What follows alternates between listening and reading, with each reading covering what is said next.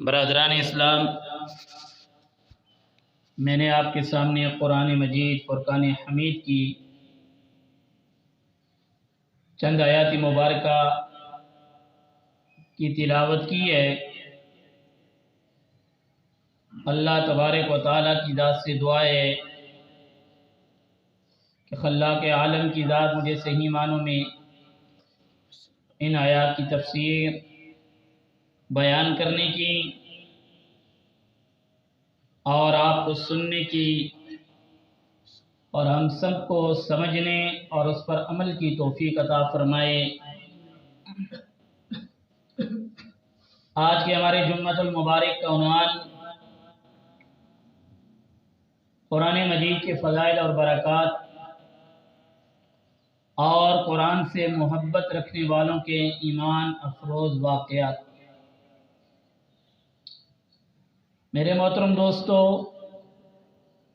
قرآن مجید یہ اللہ تبارک و تعالیٰ کی آخری آسمانی کتاب ہے۔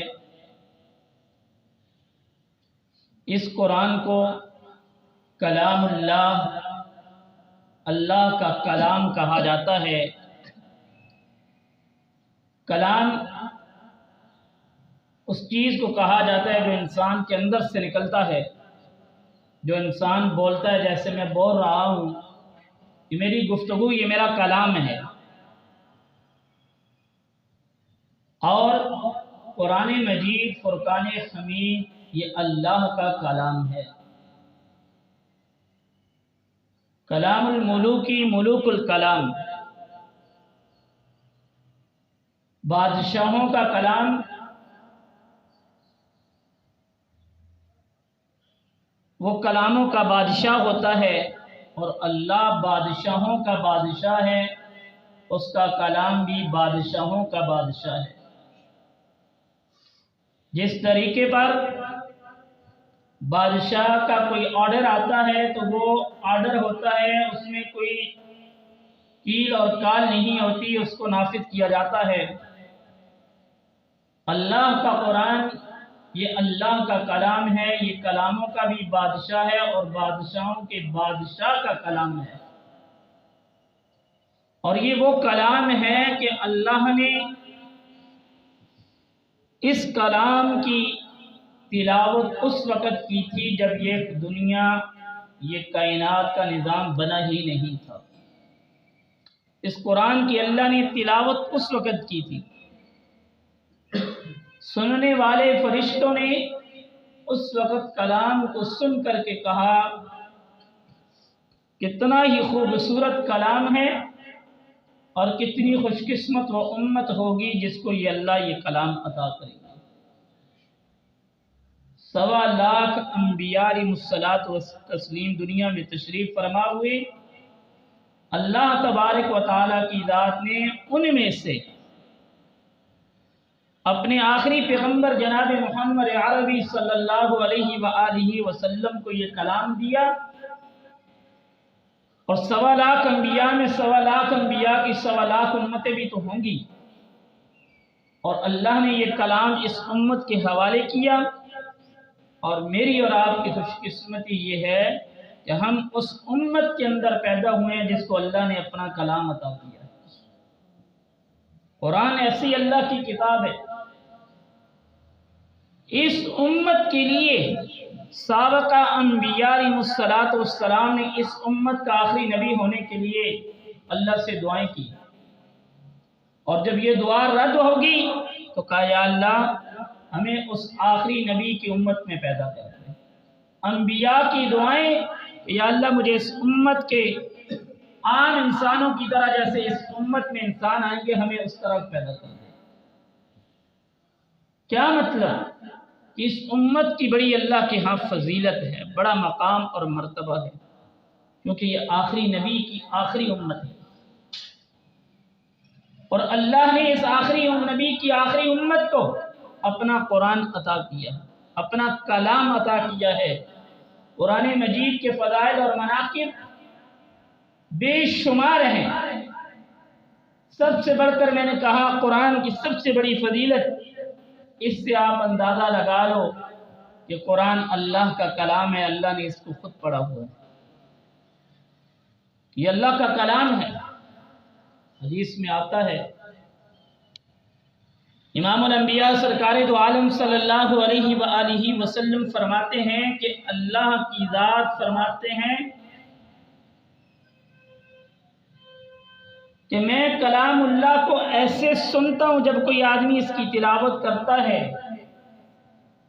کہ جس طریقے پر تم میں سے کوئی شخص کوئی گانا گا رہا ہو یا گانا گا رہی ہو اس کی طرف اتنا متوجہ ہو کے نہیں سنتے جتنے زیادہ غور سے، تدبر سے، فکر سے میں قرآن پڑھنے والے کے قرآن کو سنتا ہوں۔ اللہ قرآن سننے والے کی طرف خوب متوجہ ہوتے ہیں۔ اس سے اندازہ ہوا کہ جب انسان قرآن پڑھتا ہے اللہ تبارک و تعالیٰ کی ذات اس کا قرآن، اس کا کلام سن رہے ہوتے ہیں۔ دوسری حدیث میں امام الانبیاء سرکار دو عالم صلی اللہ علیہ وآلہ وسلم فرماتے ہیں جب کوئی آدمی قرآن پڑھ رہا ہوتا ہے، قرآن کی تلاوت کر رہا ہوتا ہے، اللہ کی نورانی مخلوق فرشتے آتے ہیں، اس کے ہونٹوں کے ساتھ اپنے ہونٹ، اپنے لعاب وہ لگا دیتے ہیں، یہ اللہ کا قرآن پڑھ رہا ہے۔ اس سے پتہ چلا کہ قرآن کی کتنی بڑی فضیلت ہے کہ اللہ نے، اللہ کی نورانی مخلوق فرشتے اس آدمی کے ساتھ آ کر اپنی زبان لگا دیتے ہیں، اپنے ہونٹ لگا دیتے ہیں۔ اور اس سے بڑھ کر جب انسان قرآن کی تلاوت کرتا ہے اللہ جواب دیتے ہیں، نماز میں پڑھ رہا ہے، ویسے پڑھ رہا ہے، اللہ تبارک و تعالیٰ کی ذات اس کا جواب دے دیتے ہیں۔ کیسے جواب دیتے ہیں؟ انسان کہتے ہیں الحمدللہ رب العالمین، تمام تعریف اس اللہ کی، یہ جو تمام جانوں کا رب ہے۔ اللہ فرشتوں سے فخر سے کہتے ہیں دیکھ لو میرے بندے نے میری تعریف کی ہے، میں ہی اس کا رب ہوں۔ انسان نماز میں تلاوت، ذکر، اذکار چلتے پھرتے کر رہا ہوتا ہے، اللہ کا قرآن اس کے ساتھ جب وہ پڑھ رہا ہوتا ہے تو اللہ بھی اس کے ساتھ اس کو جواب دے رہے ہوتے ہیں۔ امام عاصم رحمت اللہ تعالی علیہ جو تلاوت تجوید و قرات کے امام تھے، ان کے متعلق آتا ہے ان کے ساتھ سے ہر وقت خوشبو آتی تھی، ہر وقت خوشبو آتی تھی۔ تو طالب علم ان سے پوچھتے تھے استاد جی آپ کون سی خوشبو استعمال کرتے ہو اور آپ سے یہ اتنی زیادہ خوشبو آ رہی ہے، یہ کیا وجہ ہے؟ انہوں نے کہا کہ ایک مرتبہ امام الانبیاء سرکار دو عالم صلی اللہ علیہ وآلہ وسلم میرے پاس تشریف فرما ہوئے، کہا امام عاصم تو ہر وقت اتنا قرآن پڑھتا ہے کہ انہوں نے خواب کی حالت کے اندر میرے ہونٹوں کو، میری زبان کو چوما، اس کے بعد سے آج تک میرے منہ سے خوشبو آ رہی ہے۔ قرآن پڑھنے والے کے ساتھ اللہ کی بھی محبت ہے اور حضور کی بھی محبت ہے۔ ہم نے نام سنا ہوگا قاری شیخ عبد الباسط مصر والے، ان کے متعلق آتا ہے کہ وہ ہر وقت اللہ کا قرآن پڑھتے تھے، وہ فضول تو کوئی بات ہی نہیں، ایسا قرآن کے ساتھ ان کا لگاؤ تھا کہ ہر وقت اللہ کا قرآن پڑھتے تھے۔ اور قرآن کی محبت، قرآن کے ساتھ عقیدت، یاد رکھ لو یہ انسان کو اللہ اوپر لے کے جاتا ہے۔ آج دنیا میں آپ نے اور ہم نے اگر کامیابیاں دنیا اور آخرت کی سمیٹنی ہے تو قرآن کے دامن میں آنا پڑے گا۔ اللہ کے معبود صلی اللہ علیہ وآلہ وسلم اس قرآن پڑھنے والے کے متعلق، دنیا کے کسی اور شخص کے متعلق نہیں، قرآن والے کے متعلق، پڑھنے اور پڑھانے والے کے متعلق فرمایا خیرکم من تعلم القرآن وعلمہ، سب سے بہترین لوگ، سب سے اعلیٰ لوگ، سب سے اچھے لوگ وہ لوگ ہیں جو قرآن پڑھتے ہیں اور پڑھاتے ہیں۔ قرآن ایک حرف کے اوپر اللہ 10 نیکیاں عطا کرتا ہے۔ کتنا بڑا مقام اور مرتبہ قرآن پڑھنے اور پڑھانے والوں کا ہے۔ اور دوسرے مقام پر اللہ کے محبوب صلی اللہ علیہ وآلہ وسلم نے فرمایا ان اللہ یرفع بہذا الکتاب اقواما ویضع بہ آخرین، اس قرآن کے ذریعے اللہ بہت ساری قوموں کو، بہت سارے لوگوں کو بلندیاں عطا کرتے ہیں اور بہت سارے لوگوں کو ذلیل اور رسوا کرتے ہیں۔ سیدنا فاروق اعظم رضی اللہ تعالیٰ عنہ کا زمانہ ہے، اب مکہ کی گھاٹیوں سے نکلے، ایک گھاٹی میں جا کے اس طرح رک گئے، پیچھے فوج ساری کھڑی ہے، جیسے حضرت عمر رضی اللہ تعالیٰ عنہ ایسے کھڑے ہوئے، پوری فوج پیچھے ہو گئی۔ امیر المؤمنین، اور عرب کی گرمی ہے، دھوپ ہے، اور امیر المؤمنین کھڑے ہو رہے ہیں، نیچے دیکھ رہے ہیں۔ صحابی رسول آگے بڑھے، پوچھا اللہ کے نبی پورا لشکر آپ کی وجہ سے پریشان ہے اور آپ یہاں آ کر کھڑے ہو گئے، پورے قوم کو، پورے علاقے کو، پوری فوج کو تکلیف ہے۔ بڑا عجیب جواب دیا، فرمایا یہ وہ والی گھاٹیاں ہیں، یہ وہ والے پہاڑ ہیں، یہ وہ والی صحرا ہیں جہاں میں بچپن کے زمانے میں اونٹ چرانے آتا تھا، اونٹ مجھ سے بھاگ جاتے تھے اور میرا باپ خطاب آ کے میری پٹائی کرتا تھا اور کہتا تھا آپ سے اونٹ نہیں چلتے، آپ بڑے ہو کر زندگی کیسے گزارو گے۔ آج حضرت عمر 22 لاکھ مربع میل پہ حکمرانی کر رہا ہے، جس کے ماتحت اتنی عوام اور اتنے ملک موجود ہیں۔ یہ سب کچھ جو اللہ نے مجھے دیا ہے اس قرآن کی برکت سے دیا ہے۔ قرآن ایسی اللہ کی کتاب ہے کہ جس کی وجہ سے اللہ اتنا مقام اور مرتبہ اور بلندی عطا کرتے ہیں۔ قرآن کریم انسان کے دلوں پہ اثر کرتا ہے، دلوں پہ اثر کرتا ہے۔ آج ہم ایمان کے لحاظ سے کمزور، آج ہمیں قرآن کریم کے ساتھ پڑھنے کا تعلق ہمارا کمزور ہو چکا ہے۔ ہم نے رمضان المبارک میں کہیں قرآن کھولنا ہے، کہیں قرآن خوانیوں میں قرآن کھولنا ہے، کسی جگہ میں دعا کے لیے، برکت کے لیے قرآن پڑھنا ہے۔ ہم نے اس نظریے سے قرآن نہیں پڑھنا، یہ اللہ کی کتاب ہے کہ میرا اللہ مجھ سے راضی ہو جائے، میرا اللہ مجھے مل جائے۔ دنیا والوں کی نظروں میں، آج ہماری نظروں میں قرآن صرف اس چیز کے لیے رہ گیا ہے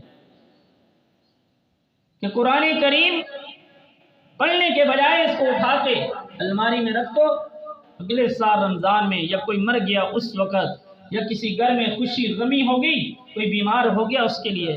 میرے محترم دوستو، یہ جو ہم قرآن خوانیے کروا رہے ہوتے ہیں، کہتے ہیں گھر میں برکت آ جائے، بیمار ٹھیک ہو جائے، یہاں پہ گھر میں مسائل ہیں، فلاں ہیں فلاں ہیں، ہمارا نظریہ بنا ہوا ہے ہم قرآن کی تلاوت کرائیں گے یہ چیزیں ختم ہو جائیں گی۔ اور ہے اس میں کوئی شک شبے والی بات نہیں، لیکن ہمارا ایمان اس پہ کیوں نہیں آتا کہ ہم قرآن پڑھیں گے تو اللہ ہم سے راضی ہو جائے گا، میں اللہ کا بن گیا تو اللہ میرا ہو جائے گا، میری تو پریشانیاں، مصیبتیں، بیماریاں، بلائیں سب کچھ اللہ ختم کر دے گا۔ لیکن اس کے لیے شرط قرآن کے دامن میں آنا پڑے گا۔ قرآن کو دیکھنا ثواب ہے، قرآن کو پڑھنا ثواب ہے، قرآن کو سننا ثواب ہے، قرآن کو اٹھانا ثواب ہے، قرآن پہ سب سے بڑھ کے عمل کرنا ثواب ہے۔ قرآن ہمیں کہتا کیا ہے، قرآن کی دعوت کیا ہے؟ قرآن کو دیکھ کر لوگ، قرآن والوں کو دیکھ کر لوگ مسلمان ہو گئے، قرآن والوں کے عمل کو دیکھ کر لوگ مسلمان ہو گئے۔ وجہ قرآن، اللہ نے قرآن کہتے ہیں ان ھذا القرآن یہدی للتی ہی اقوم، یہ قرآن قوموں کی ہدایت کے لیے اللہ نے نازل کیا ہے، اور ہم مسلمان ہو کر کے اس قرآن سے آج بھاگ رہے ہیں۔ علامہ اقبال رحمہ اللہ نے فرمایا وہ معزز تھے زمانے میں مسلمان ہو کر، ہم ذلیل اور رسوا ہوئے تارک قرآن ہو۔ وہ لوگ معزز کیوں تھے، مسلمان کیسے تھے؟ ان کا ایک ایک عمل قرآن کے مطابق تھا۔ آج ہم ذلیل اور رسوا کیوں ہیں؟ قرآن کو چھوڑ کر کے ہو چکے ہیں۔ قرآن کے دامن میں ہم آئیں گے، اللہ کی مدد ہمارے ساتھ ہوگی، اللہ کی رحمت ہمارے ساتھ ہوگی، دنیا کے آئے ہوئے مسائل اللہ اس قرآن کی برکت سے حل کر دیں گے، بیماریاں ختم ہو جائیں گی، پریشانیاں ختم ہو جائیں گی، مسائل ختم ہو جائیں گے۔ اس کے لیے شرط یہ ہے اللہ کی قرآن کے ساتھ تعلق میں۔